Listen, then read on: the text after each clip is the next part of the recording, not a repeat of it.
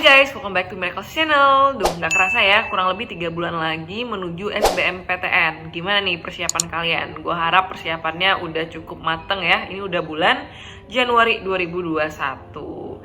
Nah, di video kali ini gue bakalan bahas 6 hacks yang bisa lo lakukan untuk optimalin tembus PTN. Sampai detik ini masih banyak yang DM gue seputar pertanyaan, "Kak, mendingan aku pilih jurusan A atau B ya? Mending aku pilih univ itu atau univ ini ya?" Dan pertanyaan-pertanyaan seputar gimana cara menentukan urutan pilihan dalam SBMPTN. Nah, kira-kira pembahasan gue di video ini adalah untuk menjawab pertanyaan-pertanyaan itu. Tujuannya biar kalian itu well informed gitu. Jadi kalian punya informasi yang benar dan ya selengkap mungkin biar kalian tahu arah dan tujuan kalian apa dan bagaimana caranya untuk mencapai tujuan tersebut. Tanpa berlama-lama lagi, langsung aja yang pertama. Temukan bidang ilmu yang ingin lo tekuni. Ini adalah langkah pertama yang paling krusial ya. Gue tahu lo pasti udah sering banget denger ini, step ini, tapi mungkin banyak dari lo semua yang mikir, itu ntar aja deh dipikirin ya. Yang penting tujuan universitas gue, Universitas X nih, idaman gue gitu. Nah, justru lo harus tentuin dulu bidang ilmu yang mau lo tekuni apa, baru nanti universitasnya. Jangan kebalik. Gue bakalan kasih 3 don'ts atau larangan ya di step pertama ini. Yang pertama, lo jangan menyamakan bidang ilmu dengan mata pelajaran di sekolah. Misalkan nih di sekolah lo ada 13 mata pelajaran. Bidang ilmu yang dimaksud di step 1 ini itu lebih luas lagi dari situ gitu. Bukan cuman ilmu biologi, enggak. Tapi bidang ilmu itu ilmu kesehatan, ilmu hukum, ilmu penerbangan, misalnya agrikultur dan lain-lain. Jadi jangan kepatok sama mata pelajaran di sekolah gitu. Dan yang kedua, jangan menyerahkan keputusan ini ke orang tua ataupun keluarga ataupun guru lo ya. Walaupun mereka memberi saran, oke, lo dengerin aja sarannya ya sebagai masukan buat lo, tapi jangan lo serahkan semuanya sama mereka gitu. Kenapa? Karena perkuliahan ini kan lo yang jalan ini 4 tahun. Nah, jangan sampai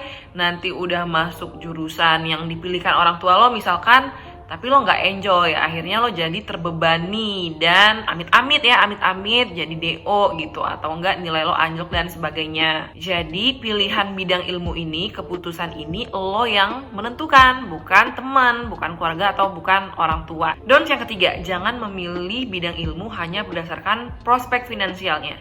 Artinya lo harus memilih bidang ilmu yang benar-benar lo pengen tekunin dari hati, bukan karena ini nanti prospek kerjanya bagus, gajinya sekian puluh juta. Nah, biasanya kayak gini tuh nanti pas perkuliahannya kurang maksimal, akhirnya prestasinya juga amburadul ya kan, nggak bakalan jadi juga walaupun prospek kerjanya bagus. Tapi kalau kita nggak punya skill yang cukup atau skill yang mantep, ini juga bakalan susah. Jadi memang benar-benar harus dari keinginan lo sendiri, dari hati pengen belajar bidang tersebut. Terus gimana dong? Nah, coba lo explore bidang apa yang membuat lo merasa tertantang, merasa ter-challenge gitu, yang bikin lo penasaran dan tanpa ada yang nyuruh lo rela nyari tahu tentang bidang tersebut, yang bikin lo gemes gitu, kayaknya kalau misalkan gue nggak cari tahu tentang ini gue nggak bisa tidur gitu misalnya, dan yang membuat lo mau mendalaminya sampai lo nanti jadi expert di bidang tersebut. Pasti ada dong, misalnya tanpa disuruh guru atau tugas dari sekolah gitu ya, lo cari-cari tahu sendiri, yang kayak gitu-gitu tuh lo jadikan pertimbangan, lo renungin aja dulu, jangan terlalu terburu-buru menentukan bidang yang ingin lo pilih. Semua jurusan di perkuliahan pasti ada konsekuensinya. Jadi sebelum lo memilih jurusan tersebut, lo harus tahu dulu konsekuensinya apa-apa aja. Nah, kalau lo emang udah berambisi di bidang tersebut, lo akan siap untuk menghadapi konsekuensinya. Step yang kedua, tentukan beberapa jurusan yang mendukung bidang ilmu yang lo udah pilih di step pertama tadi. Jadi jangan kebalik ya, yang pertama bidang ilmunya dulu, yang kedua baru tentukan jurusan. Nah, di step ini lo udah mulai mencari-cari nih jurusan dan universitasnya apa. Jadi jangan univnya duluan. Misalnya nih contoh ya, gue kasih contoh, lo milih bidang ilmu kesehatan. Nah, sekarang coba pikir-pikir, apa jurusan yang mendukung bidang ilmu kesehatan ya? Contohnya kedokteran gigi, farmasi, bisa kesehatan masyarakat, bisa keperawatan, teknik biomedis juga bisa. Jadi ada 6 contoh kan. Nah, jadi dalam bidang kesehatan pun jangan terpaku sama jurusan kedokteran doang. Ada yang lain-lain juga yang bisa lo pilih gitu. Atau mungkin lo bisa juga jadi programmer yang nanti akan membuat teknologi untuk menganalisis atau mendiagnosis penyakit, ya kan, secara digital. Jadi lo kontribusinya di dunia kesehatan, bisa juga kan. Jadi tuh ya, tentukan dulu tadi bidangnya. Misalkan mau bidang hukum, politik, ekonomi, bahasa, atau apapun. Nah, kemudian cari list aja gitu ya, beberapa jurusan yang relevan terhadap bidang tersebut. Step yang ketiga, cari tahu universitas yang menawarkan jurusan atau program studi yang lo udah list di step yang kedua tadi. Misalnya tadi di step kedua lo pilih bidang kesehatan, terus mungkin lo nge-list farmasi dan kedokteran gitu kan. Ya udah, lo cari aja di Google, misalkan fakultas kedokteran terbaik di Indonesia dan fakultas farmasi terbaik di Indonesia.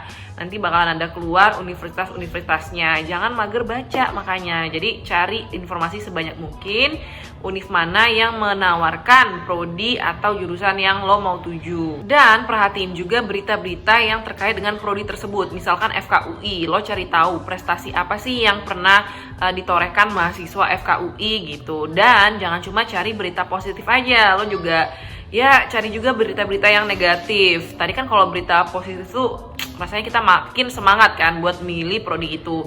Tapi jangan lupa juga untuk melihat berita-berita negatifnya. Misalkan seputar kasus bunuh diri atau kasus bullying misalnya gitu. Jadi lo harus mempertimbangkan dari dua sisi, jangan cuma positifnya doang. Nah, dan juga ini nih yang paling penting, lo tanya ke kakak tingkat, atau kalau lo nggak punya kakak tingkat atau kakak kelas yang kuliah di sana, lo coba cari kenalan gitu. Cari tahu dari mereka yang udah kuliah di sana, ya SKSD-in aja, nggak SKSD sih sebenarnya, lebih ke TW-TW kalau lo tahu, tukar wawasan gitu. Jadi lo tanya ingin gimana sih suka dukanya di sana, atau mungkin lo juga bisa dari nonton video di YouTube, pasti udah banyak ya yang bikin suka duka jurusan A gitu misalkan. Nah, lo bener-bener kulik tapi ya jangan cuma generalnya aja. Tanyain mata kuliahnya apa aja, susahnya di mana, kemudian ya sebanyak mungkin yang pahit-pahitnya lo tanyain. Jangan sampai lo cuman denger yang seneng-senengnya doang. Setelah masuk, loh kok gini gitu. Jadi pastiin yang susah-susahnya lo juga denger, biar jadi bahan pertimbangan lo gitu. Karena gue cukup dapet banyak DM dari kalian yang bilang kayak gini, Kak, aku keterimanya di pilihan kedua nih SBMPTN dan aku kurang minat, aku mau coba lagi tahun depan. Nah, jangan sampai lo kayak gitu juga. Jadi walaupun itu di pilihan kedua, lo bener-bener harus concern sepenuhnya bahwa emang lo mau nih masuk ke jurusan itu. Dan jurusan ini adalah juga yang pengen lo tekuni. Sekali lagi gue ingetin, pilih opsi ya dengan pertimbangan yang matang ya. Jadi nanti lo menjalaninya sepenuh hati gitu. Jangan ada penyesalan. Step 4, tentukan jalur seleksi yang akan ditempuh untuk masuk universitas. Secara umum ada 4 jalur seleksi. Yang pertama SNMPTN atau jalur undangan secara nasional ya. Yang kedua SBMPTN atau jalur tulis. Ini sering kita sebut dengan UTBK karena memang sekarang dia berbasis komputer. Zaman gue dulu enggak, jadi namanya SBMPTN. Sama aja ya, SBMPTN UTBK. Yang ketiga, jalur mandiri atau UM, ujian mandiri. Ini juga setiap universitas itu punya kebijakan yang berbeda-beda. Jadi lo harus cari-cari infonya di internet. Ini bisa lo cari di internet lah, tanggal pendaftarannya kapan. Lo jangan tanya di sini ya. Yang bisa lo cari di internet, lo cari sendiri di websitenya, website universitasnya ya. Jangan cari informasi dari sumber yang abal-abal gitu. Jangan sampai salah info lah gitu ya. Yang keempat ada SNMPTN atau Seleksi Mandiri Perguruan Tinggi Negeri. Ini mirip-mirip SBMPTN sebenarnya, sama-sama tertulis. Tapi dia nggak diikutin seluruh PTN seluruh Indonesia. Misalkan kalau yang SNMPTN Barat, itu dia diikuti 16 perguruan tinggi negeri di wilayah Barat Indonesia gitu. Dan biasanya pendaftarannya ini dibuka mulai Juli sampai Agustus. Jadi setelah SBM dulu, baru ujian mandiri, baru SNMPTN Barat ini. Website yang SNMPTN Barat itu di snmptnbarat.id. Kalau ujian mandiri lo bisa cek website universitasnya. Jangan mager ya, oke? Kadang gue suka heran sama yang DM, Kak, SBMPTN tanggal berapa ya? SIMAK UI tanggal berapa ya? Nah, pertanyaan-pertanyaan ini kan lo bisa langsung cari tahu di internet jawabannya. Daripada lo nungguin gue lama balesnya, ya lebih baik lo langsung cek website LTMPT, atau kalau pendaftaran SIMAK UI, cek website simakui.ac.id. Dengan gitu kan lebih gampang lo mendapatkan informasi. Step yang kelima, cari tahu tingkat persaingan dari prodi-prodi yang akan lo pilih. Nah, untuk tingkat persaingan ini gue udah pernah bahas di video gue sebelumnya, lo bisa cek aja di sini. Jadi untuk mengetahui tingkat persaingan itu lo bandingkan aja ya peminat dibagi jumlah kuota gitu. Jadi ada persentase keketatannya nanti. Nah, untuk informasi ini lo bisa cek di website masing-masing universitas.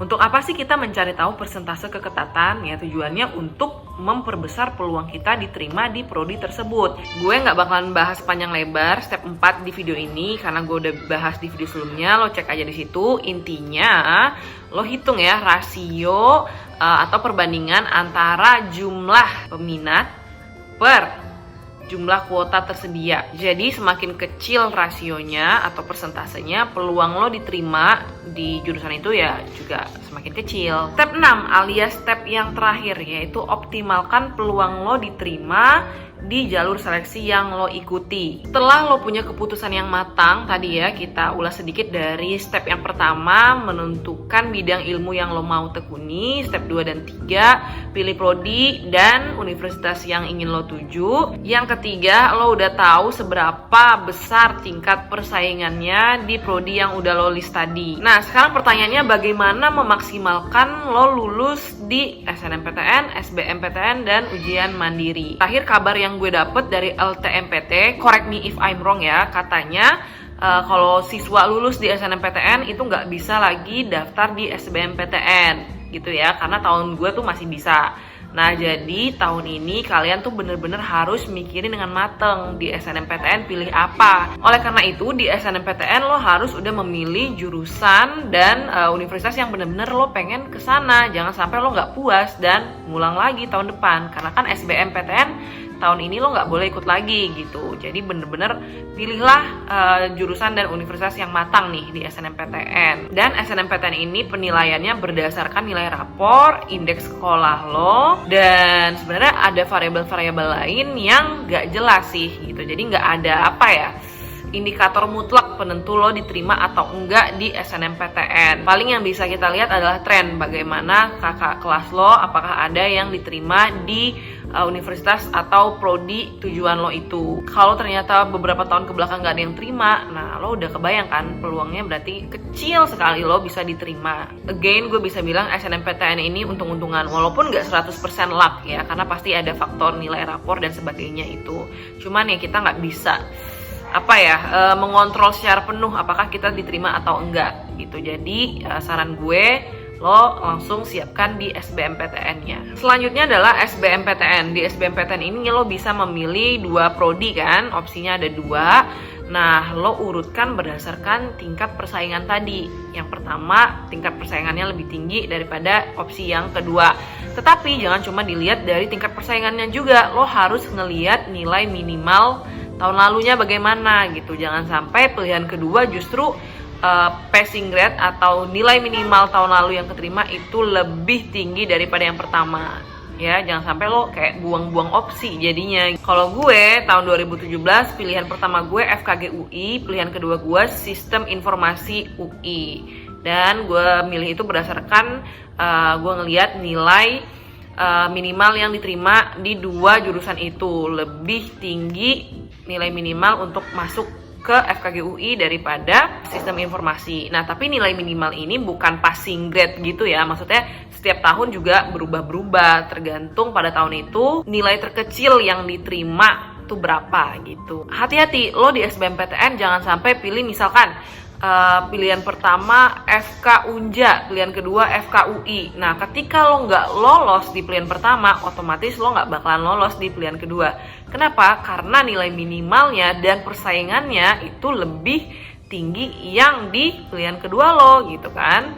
Jadi kalau pilihan satu lo nggak lolos, udah pasti lo pilihan 2 nggak lolos gitu. Makanya jangan sampai kebalik nih, menaruh prodi di pilihan 1 dan 2-nya gitu. Saran juga, apabila persaingannya cukup ketat ya, lo pilih aja di ujian mandiri, jangan di SBMPTN. Kenapa? Karena persaingan di ujian mandiri itu relatif lebih nggak ketat dibandingkan SBMPTN. Dan lo juga harus cari tahu juga mana universitas yang membuka jalur mandiri, mana yang enggak, karena ada beberapa universitas yang tidak membuka jalur mandiri. Biasanya ya, jalur mandiri UI, SIMA UI itu, dan UTUL UGM atau ujian tulis mandiri UGM itu di hari yang sama, jadi lo nggak bisa ikut dua-duanya ya. Jadi rajin-rajin cari tahu di internet jadwal pembukaan pendaftaran kapan, deadline-nya kapan, dan tanggal ujiannya kapan. Jangan males, tandain tuh di kalender HP lo atau dimanapun itu. Oke, itu tadi 6 hacks yang bisa lo lakukan untuk mengoptimalkan peluang lo tembus PTN. Mungkin lo merasa ini mah udah biasa denger, nih bukan hacks. Tapi percayalah ya, kalau lo melakukan itu dengan benar-benar ya, memperhatikan baik-baik, nah ini bakalan bisa meningkatkan peluang lo. Jadi lo memang memilih dengan langkah-langkah strategis yang udah gue jelasin tadi, biar lo bisa keterima di SBMPTN. Gak cuma SBMPTN sih, di video ini juga ngomongin ujian mandiri ya. Intinya biar lo bisa diterima di PTN tujuan lo. Semoga bermanfaat dan video ini bisa membantu lo supaya mempersiapkannya dengan lebih mateng. Dan jangan lupa, yang terutama adalah belajar. Buat kalian yang masih bingung nih belajar dari mana, gue rekomendasiin kalian buat belajar dari Zenius. Ada di HP aplikasinya Zenius, bisa di-download di App Store atau di Play Store. Kalau kalian mau buka di komputer juga bisa, zenius.net. Kenapa gue rekomendasiin Zenius? Karena memang Zenius tuh ngajarinnya itu dari konsep gitu. Jadi lo bisa makin paham konsep dasarnya gimana, dan gaya ngajarnya tuh santai, fun. Jadi lo nggak kebawa beban atau makin pusing gitu, kayak lo diajarin teman sendiri. Kabar baiknya, semua video materi di Zenius itu gratis. Jadi kalian buka aja kalau nggak percaya. Dan lengkap ya videonya, mulai dari TPS, ada PU, PKPP, UPBM, semuanya ada. Terus ada TKA, Saintek, Sosum, ada juga pelajaran kelas 10, kelas 11 kalau kalian masih kelas 10 dan 11. Pokoknya kalian buka aja deh kalau nggak percaya, oke? Dan pastinya ada banyak latihan soal dan tryout yang bisa kalian ikuti di Zenius. Makanya download aplikasinya dari sekarang. Oke, jangan lupa untuk follow gue di Instagram, Twitter, TikTok @miraclesitompul. See you guys on my next video. Bye-bye.